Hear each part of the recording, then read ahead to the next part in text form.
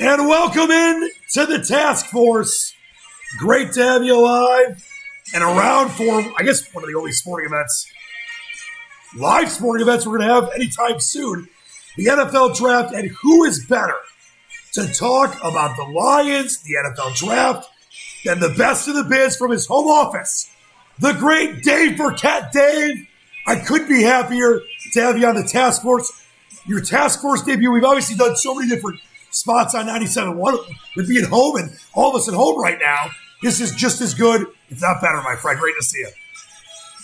Good to see you too, man. Well, I don't really see you since you're not in my. You can imagine me. Imagine the great-looking Jewish friend that you have always had. Dave, there's so much that I want to get to with you. As we obviously, as I mentioned, this is obviously we have horse racing going on, which I, by the way, become a huge fan on. But this is a huge event for so many that have been starved for sports.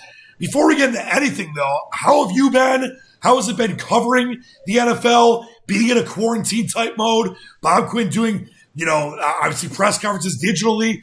What's this been like for you? Because you've got so many great sources. You're showing up at people's houses, when allowed, and you're just the best at doing that. What has this been like for you? I don't think Bob would like it if I stopped by his house tomorrow and knocked on.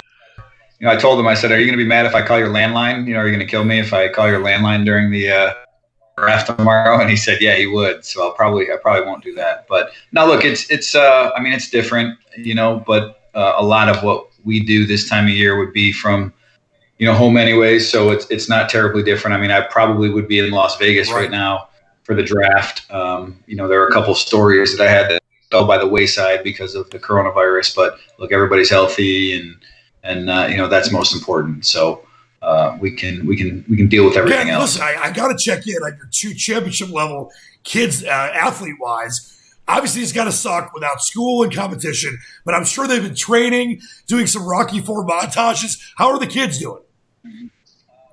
They're doing good. It's definitely, they would probably be, we'd have track season going on for the girl right now and baseball for the little guy. So they definitely miss their sports, but same thing. They're bored, but they've got school to keep them occupied, and they manage to squeeze in a little bit of sports every now. Yeah, they got two great parents as well. Let's talk about what's going to happen tomorrow night. And before we get into what the Lions you think are going to do, what they should do, all the great columns and pieces you've written, I want to focus on one right away about the three things the Lions could do. So I guess technically maybe win the draft if you will. But do you think there is going to be a lot of issues tomorrow? I know that there are people that are worried that they're going to get hacked as far as teams are concerned. I know people are porn bombing Zoom. Are we going to have chaos, or is there going to be small technical issues, Dave? I don't anticipate there's going to be anything major. There's probably some segment of hackers out there that's trying to way to get into all the NFL teams, Zooms or Microsoft team, chats tomorrow. But no, I think we'll be okay. Look, the XFL did a virtual draft. It wasn't quite like this. They were at their facilities. And they didn't have any problems. I think NFL teams have gone over these scenarios enough. I feel pretty confident after talking to some Lions people that they're, they feel comfortable with all the systems and everything they're using. By and large, it's stuff they do anyway. So I'd be surprised if there was anything. Yeah, I think it's just crazy that I have to even ask, are people worried about porn bombing during an NFL draft? But it's a thing right now because everyone's on, digital stuff, Skype, Zoom, etc., which is a great thing, but it's also kind of wacky when people are trying to hack in Russians, North Koreans, whatever. But you wrote recently a really good piece that I liked about the three things the Lions could do to basically look like winners when it comes to this draft. You talked about obviously beefing up. You talked about trading down. You talked about obviously making the right pick at number 3 if they stay there. Is that where you're still feeling right now when it comes to the Lions? We know the drafts, we're not going to find out for sure for 2-3 years sometimes. But when it comes to the Lions being looked at, hey, let the kids in. Bring them in. Little guy came in for you, Dan. Yeah. Hey, close this door. Bring the kids in. Real quick. Like I said, he's zooming our draft right now. But you talked about loading up on defense, beefing up, and obviously the trade down. And when it comes to as I mentioned, you might not have a winning draft or look at as having a winning draft for a couple of years. You got to figure out if players are going to work, etc. But I think and I don't know if you agree or disagree, let me know. But I think that this year with Quinn and Patricia, with this edict of win now and playoffs or bust or playoff contender or bust, that they've got to have one of those drafts that either you or national guys or whoever, a day or two after the draft, they're in the winning column. Is that where you're at with what you wrote the other day? They've got to do one of those three things? Well, yeah, look, I mean, didn't see it, essentially I just laid out three scenarios, right? Like, you take player A in the first round, what it means in round 2 and round 3. And I think we'd all agree that the best scenario is probably trading down from 3, getting an extra pick. They're not going to get a huge haul, but maybe you get another top 40 pick. You can fill another hole with that. All of a sudden you come out of, the first 2 days of the draft and you've got 5 players that maybe they're not all star contributors for you. And you're going to fill holes. And so that's a good thing. I mean, if you don't make that trade, you have one less hole that you fill, one less player. I think you can still come out a winner of the draft, but it's going to be all the more important to then hit on your first 2 picks. And absent a trade, I think it does come down to Jeff Okudah and Derek Brown probably. Isaiah Simmons is probably third in that group. I mean, they're all, I think, on equal footing as probably, but just for what the Lions want and where the Lions are, I think it'll be one of those first 2. But then, look, if you take the cornerback early, you got to get a defensive lineman at some point, and you got to get an offensive lineman at some point. You want a running back and a receiver. So there's lots of holes to fill. And yeah, it's just going to be a matter of when we draft, do we come away feeling good about the potential of these guys to contribute right away, because that's what Bob Quinn and Matt Patricia put that beautifully. And there's so many different scenarios the Lions can do and do well. Picking number 3 is advantageous. So there's a lot of things that they obviously have a chance to do. We'll see what they do. By the way, a lot of questions rolling in on the chat. We'll get to those in a second for Dave. If you have any, you can throw them up there.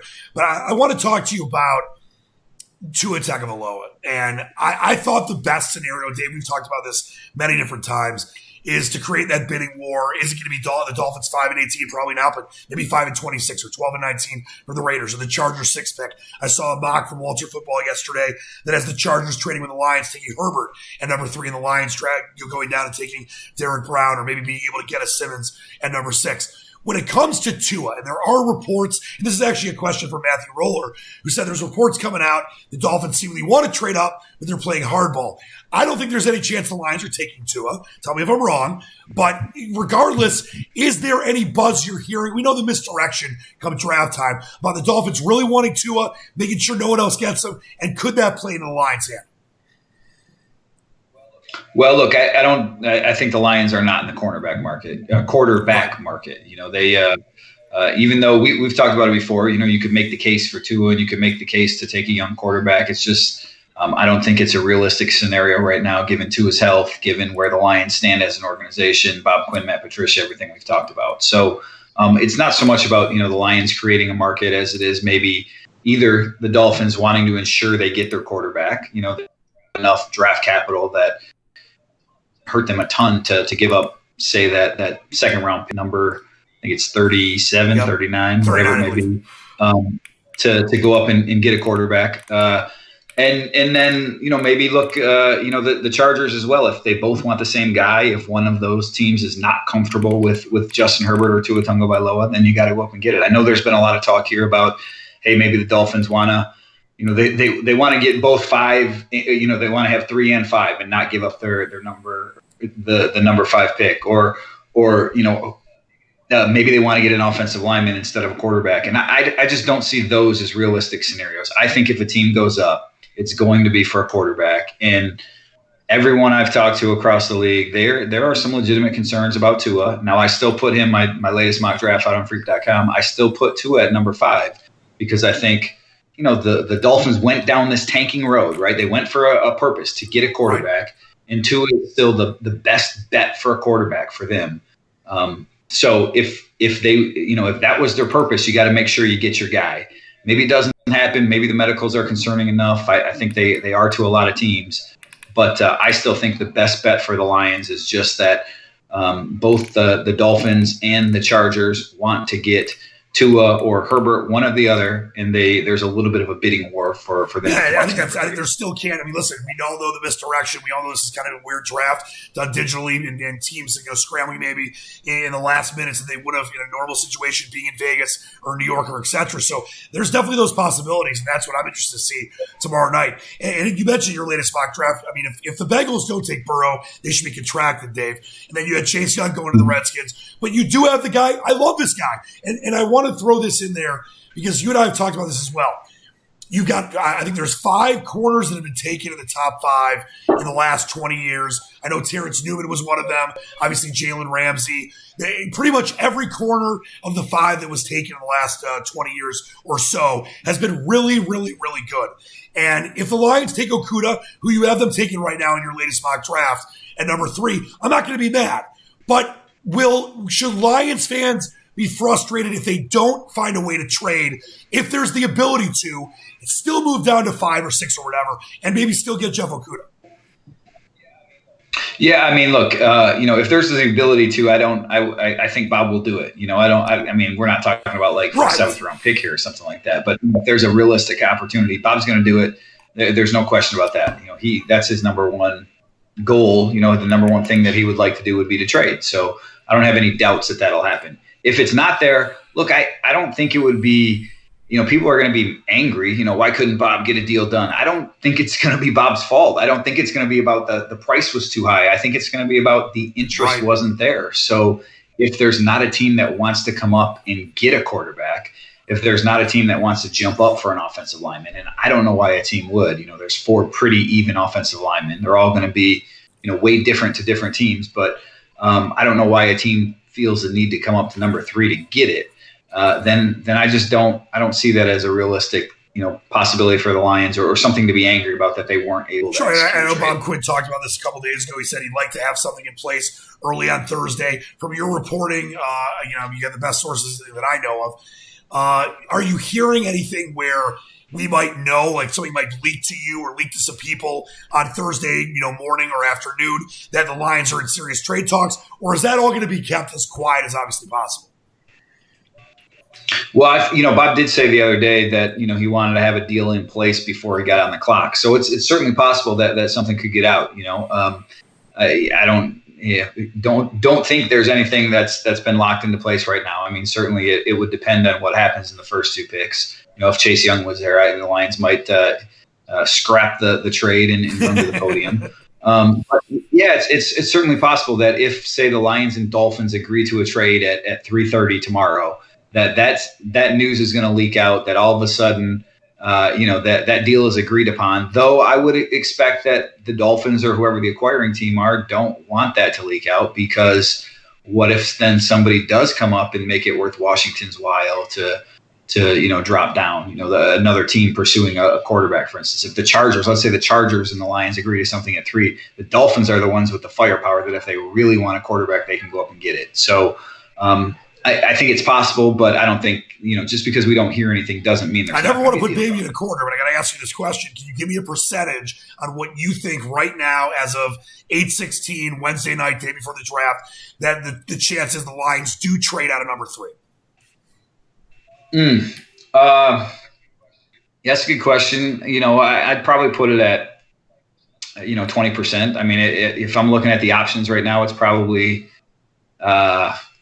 maybe 35% Okudah and Brown and 20% a trade, and then sure, Isaiah Simmons, the 10% or whatever. So, I would sort of rank them in that order. Like, I think it's possible they get a trade, and ultimately the Dolphins, they might just want to ensure they get their quarterback. But Armando Salguero, who covers the team for the Miami Herald, he reported yesterday, I think it was, at least in the last couple of days, that he'd be surprised if the Dolphins traded up. There's been a lot of talk in the league about the Dolphins taking an offensive lineman at 5 and waiting till 18 to get their quarterback. I know I tweeted last week, I had asked somebody when I was putting together my mock draft, just kind of for their thoughts on Tua and who takes him and where. And he said maybe the Dolphins get him at 18. So these rumors across the league have been out there for a while. So I think the better option right now, the better bet if I'm in Vegas, is that the Lions are going to stay at 3 and take a defensive player. But again, I still think it's on the table that they could. It's so funny too, because every year, I mean, this is for so many people, as you know all too well, and I've known because I've lived here my entire life, but I'm a sad sack Lions fan.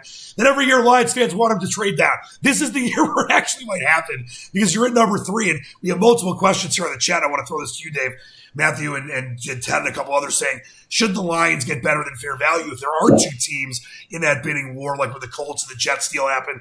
Obviously, when the Redskins and Rams traded for RG3, they got 3 first-rounders. If, let's say, the Raiders, Chargers, and Dolphins, or Dolphins, Chargers, or any combination of those 2, I would hope they get better than fair value, right? No, see, I mean, yeah, if there's a bidding war, but bidding war is this, pie-in-the-sky scenario that's just not the most realistic thing that's going to happen. I mean, in all likelihood, Tua's medicals are going to concern teams enough that you don't want to give up the farm to go get him, right? He might still go top 10. Again, I still have him going 5 in my mock, but I think that, the appetite to trade for him is not what it would have been had he been healthy. That's just clear.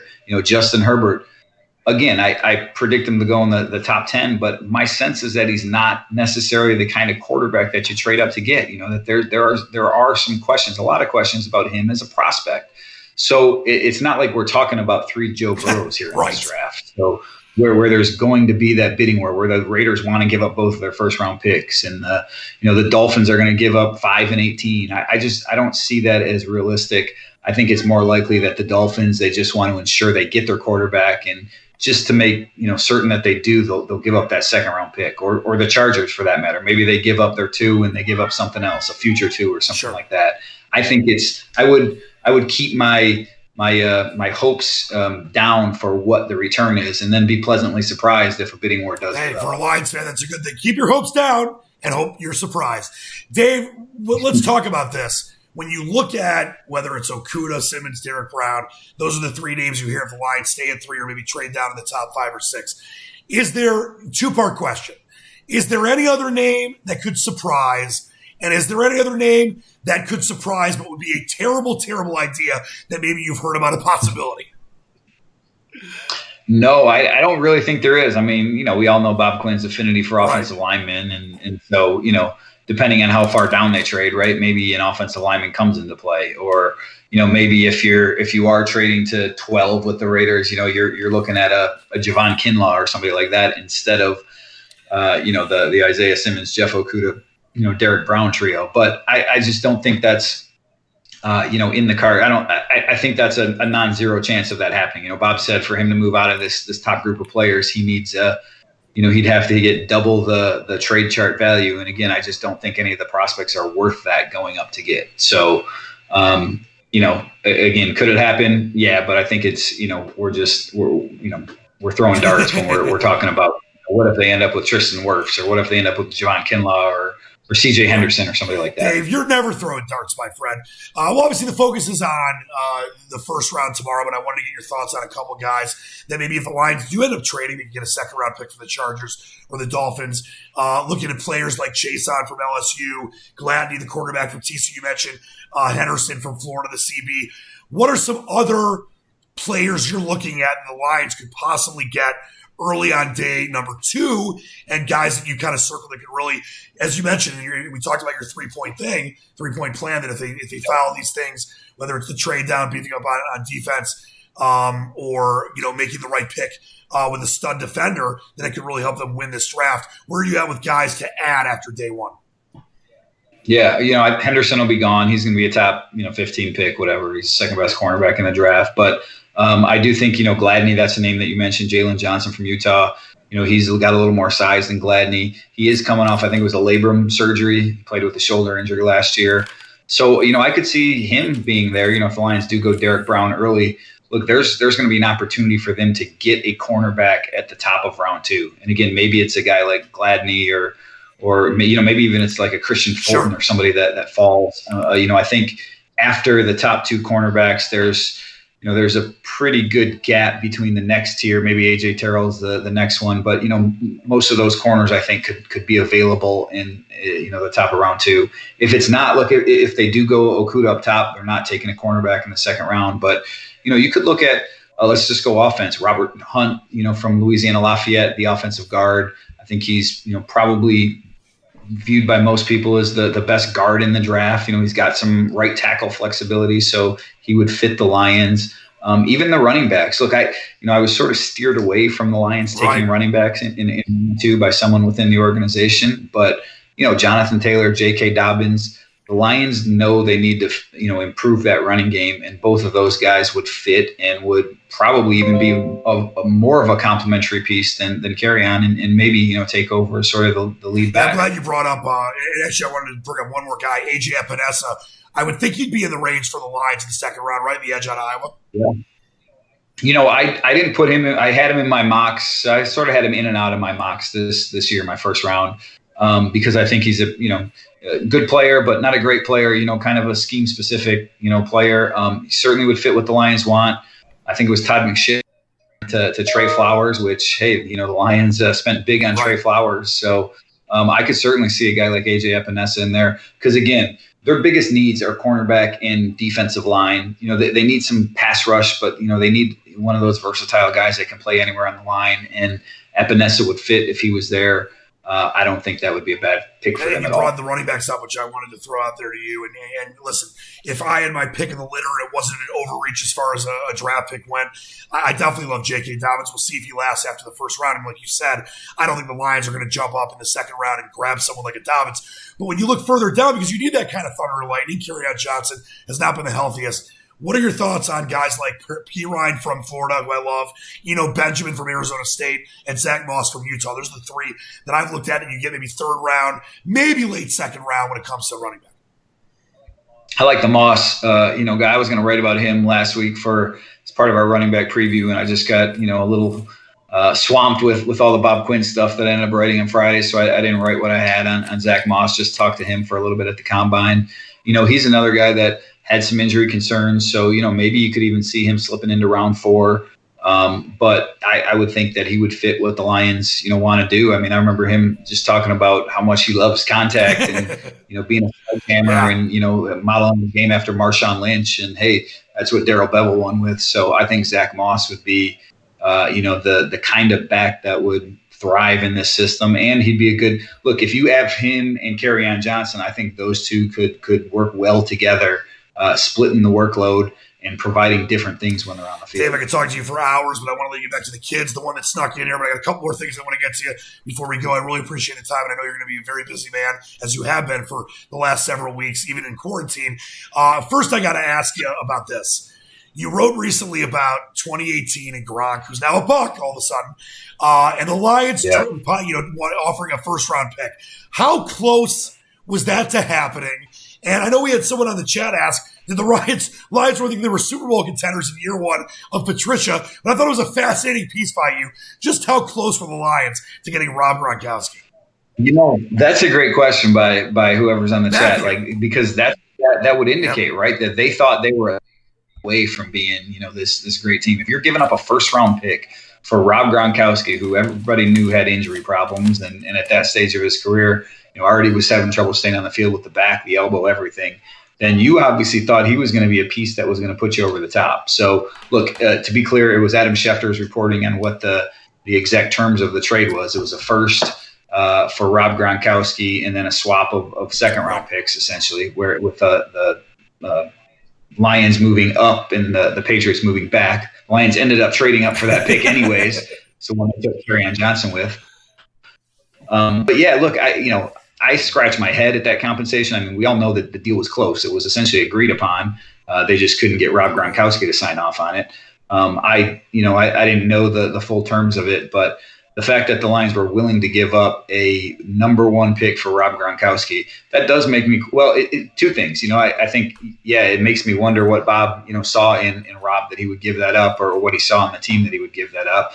But B, I have this vision of Bob, and I think a lot of people do, is being a relatively conservative general manager when it comes to draft day moves. And the fact that he was willing to give up a 1 for a veteran player like that, albeit someone Patricia knew and had a previous relationship with, hey, that tells me maybe he's a little more open to some of these blockbuster type deals than maybe he just wanted to market staff Gronk shirts. I don't know. Maybe it's had some idea to get those two guys. I would love to see Matthew Stafford throw to Rob Gronkowski.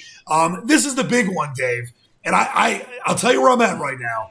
I think it's going to happen in some way, some form. Do you believe there's going to be a season? Is it 100%? Is it 80%? I know you're shaking your head, but I can't. I know there's not going to be fans right away. There's no way we're going to have fans in stands probably for a while. But will there be a season? Yeah. Will it be shortened? Where are you at with that right now? Man, I am very concerned. I'll be real honest. Look, I mean, I guess I'm kind of like you on one level, Dan, that, there's so much money at stake, right? With the TV deals, with everything, that I think if there's any way possible, to have it, that the league would have it and these teams would have it. They look, players want to make the money, teams want to make the money, the league needs to make the money. But there's also the reality of the world that we're in. And I just don't know how you pull it off. I mean, even without fans in the stands, how do you'd have to test every single day. So there'd have to be enough tests.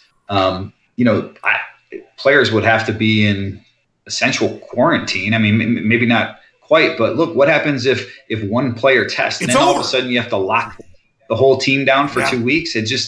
I don't know. I just don't know practically how it happens. And look, it's my job to cover the NFL. So, I want them to go on. And just from, my kids, right? Like, they play sports. I want them to have, sports as well to be involved. But, I'm starting to wonder what our fall's going to look like. Dave, that leads to the other, fascinating, doomsday question. Let's say, and, maybe I hope I'm wrong. I hope we're all wrong about this. And obviously lives are more important than sports. We love sports.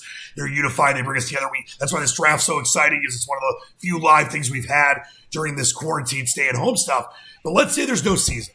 How is that going to work for next year's draft, where the Lions obviously could get 3 again? And that's a huge thing. What would they do? Some kind of lottery? Would they do a top 10 lottery? Would they keep it the way it is? What have you heard about that? Well, so I wrote about that a couple of weeks ago. And I asked so a couple things. All right, look, first of all, there's a lot that would go into this, sure. Right? The CBA, first of all, specifies that there has to be a draft every year of the CBA. So there would be a draft next year. But part 2 of that is that it specifies that only players who have played or who have been out of school for 3 full NFL regular seasons can enter the draft. So everyone that's talking tank for Trevor, well, if there's not a regular season, according to the CBA, he can't enter the draft. None of the current sophomores, rising juniors, would be able to enter. So the draft would be the guy didn't come out this year, essentially. Now that could be subject to change by the, collective bargaining agreement. Perhaps the NFLPA and NFL agree on something different. But as for how it would be structured, I asked the NFL, I didn't get any, sort of response. Looking at what happened before with the NHL after the lockout, they did a sort of lottery system based on the previous 3 years' records. And you can go back. I don't remember the exact numbers. I think the Lions were, over the last 3 years, I think they have the 11th worst record in the NFL. Yeah. So whether it's a lottery based on that or just a straight order, the NHL obviously has a lottery to be. So they went with the lottery system. But the Lions would be, say, 11th out of 11 teams that haven't made the playoffs in the last 3 years. I think it's the Giants, if I'm not mistaken, have the worst record over that time. So they would potentially have the number 1 overall pick. And then, the question was, well, why not just have, the same draft order we have now? Well, the NFL, talking to Charlie Casserly, who was part of the league back then, when the USFL, not when it disbanded, but at one point in the 80s, they had a USFL draft, having the foresight to know that once the league broke up, all these players would be coming to the NFL. They didn't want them to be free agents. What they did was they had the exact same draft order as the draft that year. It was essentially a supplemental draft. But Charlie said nobody in the league was happy about it. It gave all the teams up top essentially 2 number 1 picks. The Giants, I think they parlayed that into their Super Bowl run, the 86 and 90, whatever it was. The Eagles, they got Reggie White out of the deal. So there was a lot. Steve Young was the number 1 overall pick of the USFL draft.